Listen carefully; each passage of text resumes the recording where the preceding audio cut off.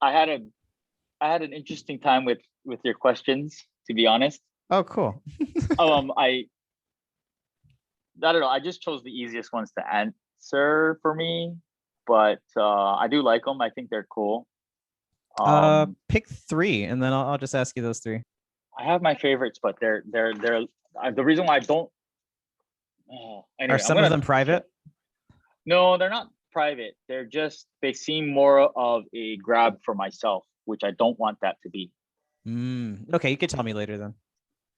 I guess maybe let's start with that for a second, because I'll be happy to maybe chat about that for a second. So, like, what is your, if you had to say what your goal is, what you're trying to accomplish or get out of the the interview? To show my audience more Yes. about the real estate industry and all the different types of people that are inside the real estate industry. Started to focus Okay. a little bit more on veterans, but I mean, there's a guy who had never been into real estate and then he like flipped a house. There's a girl who got forced in, she's military, so she got sent to Japan. She's like, man, I really want to buy real estate, so she bought a place in Japan, and I think it's going to pay itself off in like 3 years. Wow. So yeah, just like really cool stories, short stories about real estate. And I only interview people that I like. And or we could just talk story. So the three bullet points that I grabbed off of your list that you had provided was, so my first one, right, is I said my biggest deal I've ever done is a 12.5 million land sale. I worked with a partner on it. He actually had the relationship with the client and brought me on, and we worked on it as a team. And basically, what it was a large local credit union who was occupying space in a federal building, and they were notified by the government that they needed the space, and so they gave them a couple of years basically to find a place to relocate. And so we scoured the market high and low. We were given some geographical parameters about what they were looking for, both from pre-existing properties that could be, re-engineered to be able to accommodate their headquarters, up to including, purchasing vacant land, allowing them to build. And so we were actually a little surprised because we were given a budget about half that. You mean But six? yeah, roughly about six. And even maybe then was, that might have appeared at the surface to be a little aggressive because they really didn't need that much, a big footprint. And it was more, on the come as far as building for growth, as they, were growing and thankfully have continued to grow, is my understanding. But anyway, it turns out that we ended up finding them a large piece of dirt over in Pro City by the Walmart, and the client's name is Hickam Federal Credit Union. And what had happened is they bought a much larger piece of land than we originally had thought that they were going to buy, and they ended up CPRing the lot and built their headquarters on one of the prime pieces of the land, which is why wouldn't you do that? And then they are currently seeking to. Oh no, they recently sold the other piece, not through me, however, through a different agent, to Panda. I think it was Panda Express. Is Okay. The parent company for Panda Express is who bought the remnant piece. But and I don't know, shucks, I wish I knew what they sold it for, because then clearly that would give us a little bit of a basis of the land and that my client or my former client had put into the land piece of it, notwithstanding the build. But that was a big one. But I had a partner on the deal. It still paid a pretty handsome commission on. I think it was still at least 2%, if not 2.5%. So that was a pretty sizable one. The largest deal I did myself, however, was a couple of years ago. Was a 4.25 mil, 16 unit walk up in Makiki. That was a fun deal, and basically it was significantly predicated upon relationships and referrals. And maybe we could talk about that. That would be a fun situation to talk about. I don't know. Does that sound No, that sounds bragging-ish? great. Yeah. Or So does that sound too small? Too small no, for that your sounds awesome. audience? That's perfect. Um, So, and so the other one is, okay, so where do I best provide value? I said I have a strong, undeniable desire to always do, or at least try to do, what's in my client's best interest, whether they know it or not. It's fun when you can do great things for your clients that they otherwise didn't know or didn't expect. And it's nice when they know it and they can figure it out. And there's other times where it's like, you want to wring their neck, right? Because you want to tell them, hey, I did something good for you and you don't even know it, and you're not even thanking me. But, in those situations, you just kind of have to bite your tongue and, just smile and just know that you did a good thing. mm-hmm. And whether or not that good thing sometimes is, not what the client wants. But in your heart, if as a professional that it's what they need, or if it's the truth, and so that's hard, but I find that that's what you get when you get me. You get my commitment as a professional to do that of which is in your best interest, far ahead of me doing it what's in my best interest. I've been fortunate to be in a business long enough, for better or for worse, long enough now to know that it's not all about a commission check all the time. That if you do good, you be good, you work hard, and you stay in your lane, good things will happen. Mm-hmm. And even if they don't, I make enough to be happy, and know that those situations where I do and am able to help the client, and have them know that I helped them and added that value, man, that you can't put a price tag on that. That's fun. That's living, bro. That's good. And then the last one was my superpower. I like that question. So I said my superpower was, so apparently I'm good at educating and explaining things in an easy to understand manner to my clients. They seem to really appreciate it and often are nice enough to actually point it out to me. And they said, hey, whoa, that was easy. Like, wow, you're good at this. And I think for me, what that is founded in is I actually, prior to getting into real estate, thought I might want to be a teacher. Okay. And my mom's a teacher. What grade level did you want to be? I actually thought I wanted to teach elementary school. I love kids. Okay. But my mom's a teacher, or she was a teacher, and she actually talked me out of it. And she said that she said two things. Number one, she said, you're a male in Hawaii. You need to make more money. Which is funny, but I'll take it coming from a teacher. So at least she was speaking from experience, right? She wasn't. She was criticizing herself essentially. And she said, number two, she says, you're far too much of a perfectionist. And I kind of looked at her like, okay, what does that mean? And she goes, well, look, listen, the reality of the situation being a teacher is you've got a classroom full of, let's say, 30.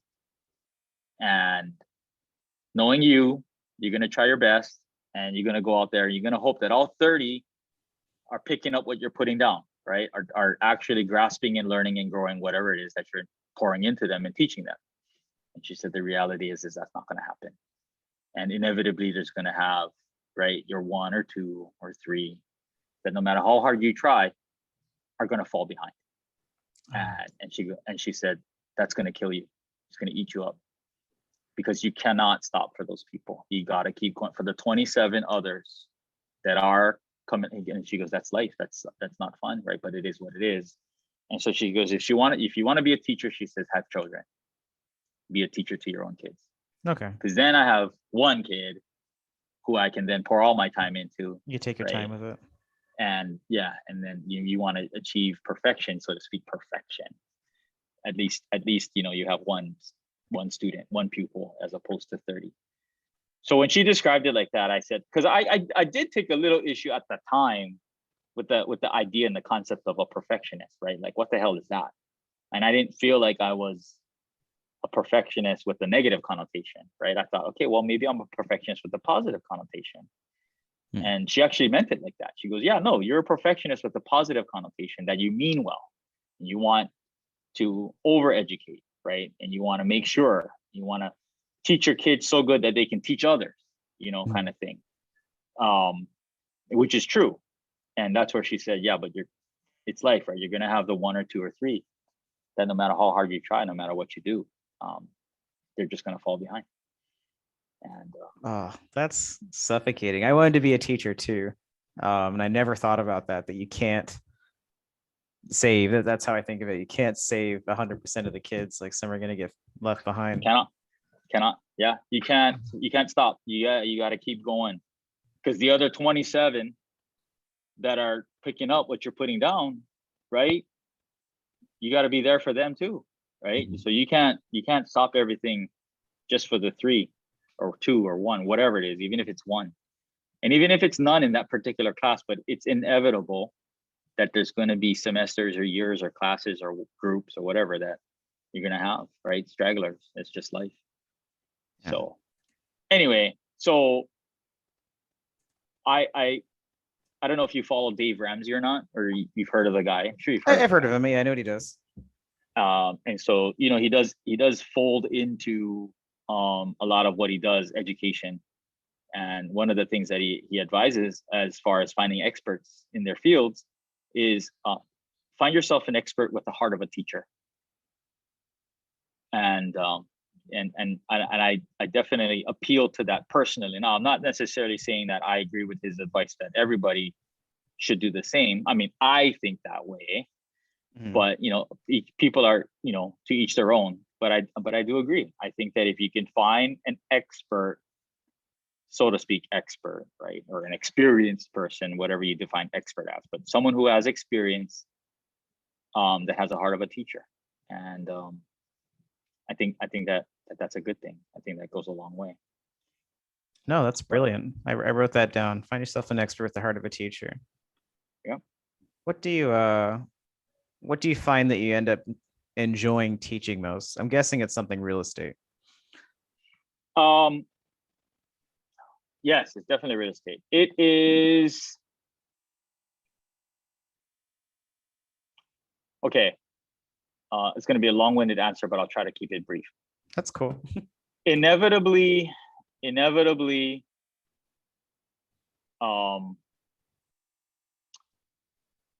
people with regards to real estate do have some semblance of preconceived notion of how things should work, whether it's common sense, whether it's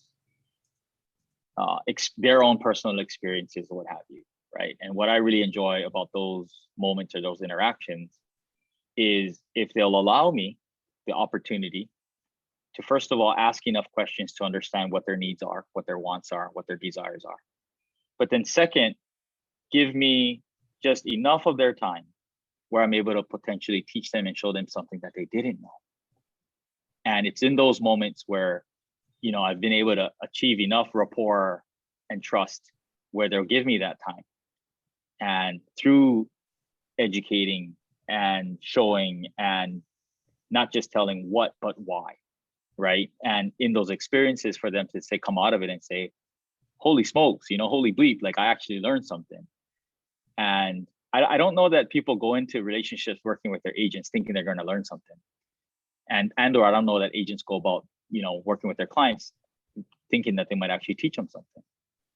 But that's what I enjoy. You know, I enjoy when people are through their real estate transactions don't only achieve a transaction, but they achieve an experience and they learn something, and that they can apply to perhaps other real estate transactions or other areas of their life.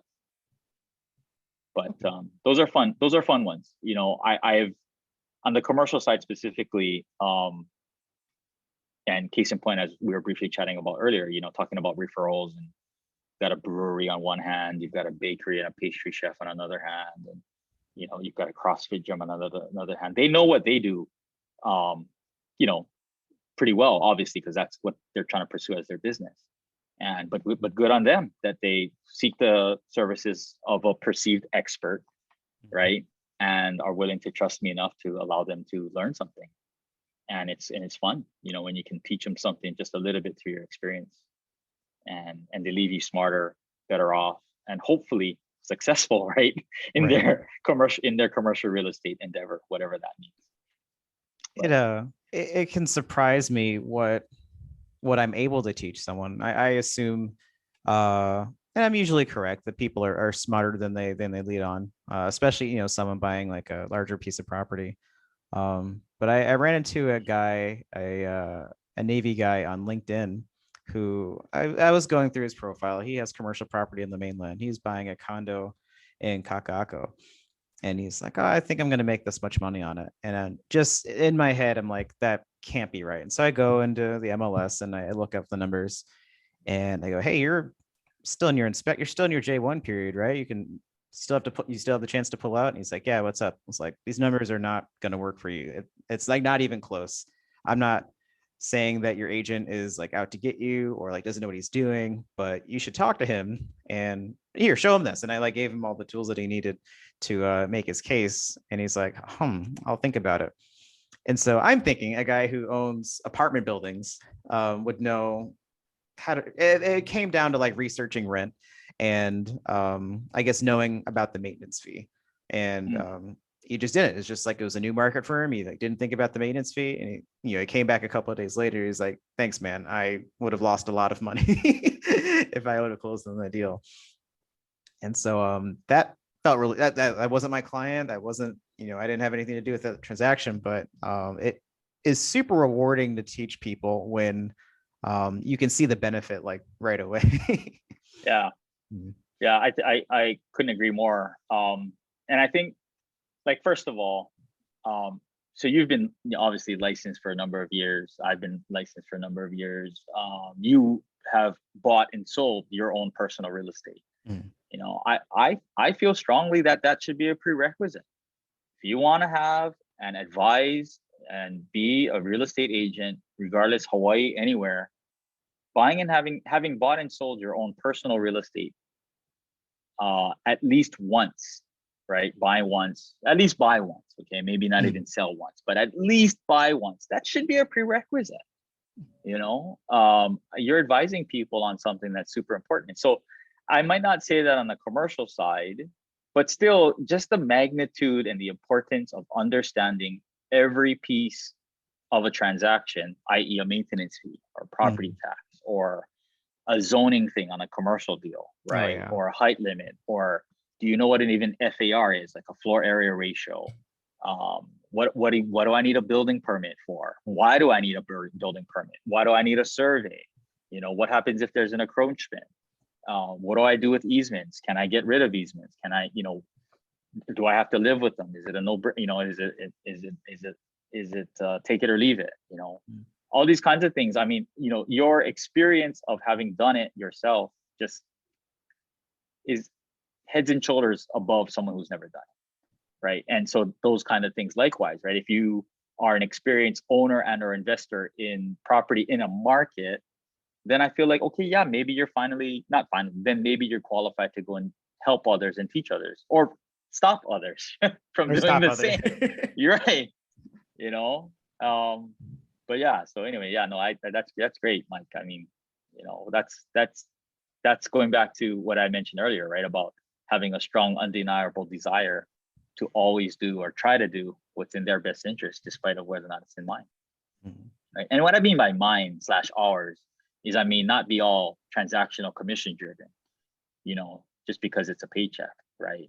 Because I don't know, my goal, I'm sure yours as well, is, I mean, I want to be a trusted advisor, right? Someone that they can not only feel good about having used themselves, but when they refer us to other people, we can deliver good experiences to those other people. And I don't know anyone that doesn't want to send a friend a referral and have their friend come back and thank them and say, hey, that agent you set me up with, man, he was good, right? And what does that do for that friendship, for your friend and his friend, right? And because you did a great job, right? That's awesome, man. Cool. So yeah, anyway. Okay. Yeah, I don't know. I'm an open book, man. What do you want to talk about? I'll tell you anything. I'm curious about the post-COVID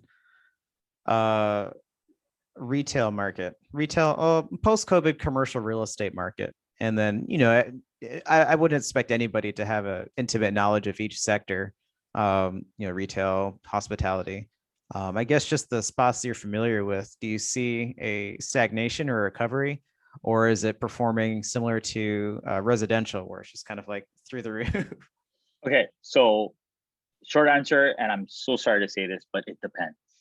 Hmm. It really depends. It depends on the specialty, like you said, whether retail, office, or industrial. It depends on your level of involvement. Are you a landlord? Are you a tenant? Hmm. Are you a banker? Are you a lender? Um, are you a tenant in the market, or are you a landlord with vacant space? It really depends. There's so many different answers. Um, and duly noted, right? Because let's be honest. I mean, if we really want to peel back the layers on this COVID evaluation and how it's affected the market, let's be honest. Although many have been affected negatively, some have been affected positively, Hmm. right? And so it kind of just depends on where you fall in that category. So that being said, I do think you're kind of wanting a better answer than that. Well, maybe I And should to ask a better question. You're right. That's no, pretty broad. well, let me give you a little. Let me try to give you a better answer. Okay. So I still feel overall that it is to be determined. It's abs. We have not reached. We have not hit the ground on this thing. And I don't mean hit the ground from a negative downward connotation, although it might be, but I just mean like, I think we're still fluid. The situation is still evolving and changing as we speak. I think the government's PPP loan programs, as well as any future stimulus by now President Biden, is going to have a huge impact on ultimately what happens. Um, I think you're not seeing anywhere. Okay, so I'll say this too. You're not seeing quite the amount of vacant space that I think that some people I think were expecting. A good amount of the market was expecting. What we don't know for sure, and I think it's really hard to tell. Some would know more than others, and I'll be honest with you. I certainly am not trying to purport to be an expert in terms of dealing with COVID or understanding the analytics of what COVID has done to the market. But just from what I'm feeling and seeing, we haven't seen the true fallout. I don't know that we will see the true fallout. I don't know when we'll see the true fallout because everybody's hurting across the board, right? So, in part, what I can tell you though is spaces are not going as dark or as vacant or as empty as they otherwise would in normal times when people are hitting hard times, because landlords are happy and, in some cases willing to take anything you can pay them in rent. Mm-hmm. Because taking half of rent from you, 50% of the rent from you is still better than 100% of the rent from nobody. And so I do think there is, but you're also seeing that kind of somewhat on the residential rental side as well, right? Is with whether it be the eviction moratorium, right? Kind of just deferring things, whether it be mortgage forbearance, right, to residential homeowners. That's just pushing things out, right? Kicking the can down the road, deferring it. But I think you're getting some part of that in the commercial world too, right? So you've got tenants that are struggling, and or owner users that might be struggling in commercial that are still there and they haven't sold, and because they're stuck, they can't sell it anyway. Maybe they've got things going on with their lender. I mean, there's a bunch of stuff. I just don't think that we've seen enough, and it's still fluid. But so sorry, that's kind of my long-winded answer, but No, it's good. We like the long ones here. yeah. But yeah, so anyway, so if you want to fire away at it, I'm sorry, you wanted to try Yeah, another sure. question. So more specifically, how do you see the market from the owner or potential owner, prospective owner of multifamily real estate in Hawaii? In Hawaii. Oahu, Honolulu specifically. Okay, another challenging question to answer. As you know, right, I have some experience with multifamily. I love my multifamily. I think it makes for a great investment product. It's something that, although I don't own any currently, I guess I own one small duplex, right, which is super small, but it's a duplex. But I don't own any traditional multifamily. It is the asset that I someday hope to, be able to own someday. That being said, I think it's a really strange product. So historically, and maybe not the word historically, but over the last handful of years, we've observed, right, that multifamily pricing in Hawaii has just gone bazonkers, right? It's really expensive. And whether it's expensive from the standpoint of price per door, right? Whether it be a 1-bedroom, 2-bedroom, 3-bedroom unit, doesn't matter. If you just want to take, purchase price, extrapolate that over number of doors, whether it's price per door, whether it's price per square foot, whether it's cap rate, it's just gotten more and more expensive. You've seen cap rates, previously 5.5, 6, then 5.5, 5, then 4.5, then 4, and you got stuff priced at 3 caps. And somehow, occasionally, these transactions are still happening. That being said, I want to say since COVID began, the velocity of availability, right, or the momentum of availability, a number of listings that have hit the market, good ones, things that I would buy, things that I would advise my clients to buy, have really been trickling very slowly onto the market. There's, people are holding on to stuff. Yeah, because it's been a great asset to own and hold on to. And clearly in the pandemic, it's a great time to hold on to those things. And, and I think it's kind of I hate to say it's a vicious cycle, but it is somewhat of a cyclone cycle where it's a question of, okay, Mike, I'd sell this, but if there's nothing to buy, why would I sell this? Yeah. And that's a double whammy problem with regards to when you have lack of inventory, right? That's trickling onto the market, is people would sell stuff. And even if you could sell it really, really high, because cap rates have come down, because price per square foot or price per door have skyrocketed, it doesn't matter when I have to turn around and pay through the nose for something else, right? Exactly. I mean, I'd be more inclined to sell something if I could sell it for the highest price ever and turn around and buy something else for the lowest price ever, or at least at a medium price. But that's not happening right now. Yeah. So, but at the same time, although I'm sort of answering your question from a, inventory and a pricing standpoint on multifamily in Hawaii, I'll also tell you that I am familiar with certain multifamily projects or products that, depending upon their location, have been having a really hard time. And although historically, because of rent, because of the moratorium on evictions, and because of the segment of Hawaii society, that the probability of someone in your, of your apartment building having held a job in a hotel, restaurant, or service-related business that were greatly affected by COVID is pretty high, right? Because if someone is earning a little bit more money than those industries and that field, then they probably are a single-family homeowner, right? Or at least a owner of a condo, right? As opposed to a tenant or a renter in some of these multifamily, right? And so those individuals that were greatest affected for their jobs due to the pandemic are a decent percentage. I don't know what the numbers are, but just, it just makes sense, right? That those are a decent percentage of those occupants of multifamily. And if you happen to be an apartment building in the heart of Makiki or Kapahulu or Kaimuki or maybe even Waikiki, chances are you are affected as well, and because of your tenants having been affected.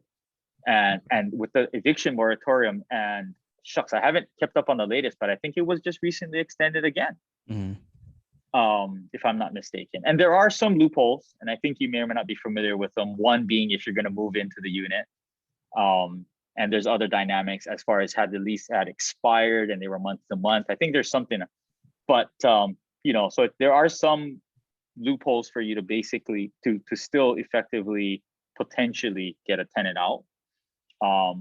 Nonetheless, I mean, you've had to endure potentially no rent, zero rent, and and banks are still on the commercial side. I haven't heard of. I mean, banks on a case-by-case basis are working things out, right, with owners.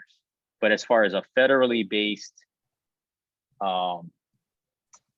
mortgage forbearance, for example, similar like they have for the residential side, I don't think there's quite the same forbearance program available for commercial landlords, unless I'm mistaken.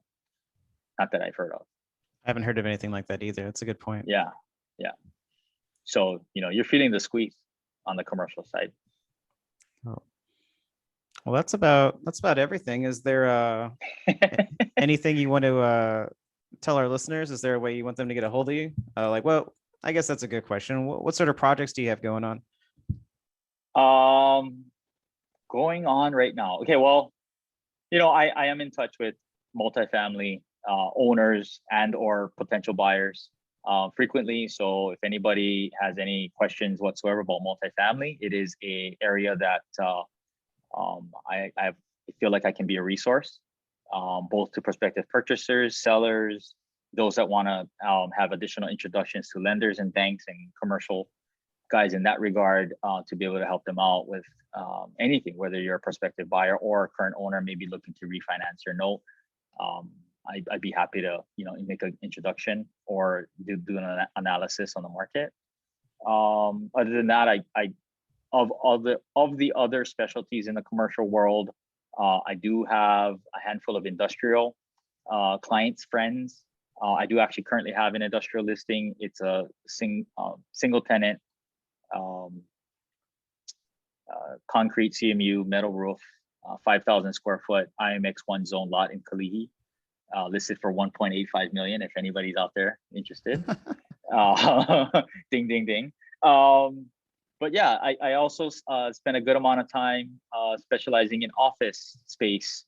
That's actually where I probably specialized in for the first 8-9 years of my commercial real estate career or so. It's not my favorite segment of commercial real estate, but it's also what I've done. And then retail. The retail stuff always comes because everybody, that's the fun stuff. I think the retail component of commercial real estate to the average folk is the fun stuff. It's the stuff that they see, shopping centers and neighborhood centers and all these kind of things. And so I've done a handful of those as well, ranging from, restaurants to insurance offices to, nail salons, barbershops, and you name it, everything in between. But yeah, just happy to help you, anyone that you could maybe just tag my IG on there on your thing. For sure, I'll put it in the show notes. Yeah, and I'd be happy to help any way that I can. But yeah. Awesome. Thanks, Garrett. You're welcome. Thanks, Mike. I appreciate you having me on. It's always fun catching up and talking story.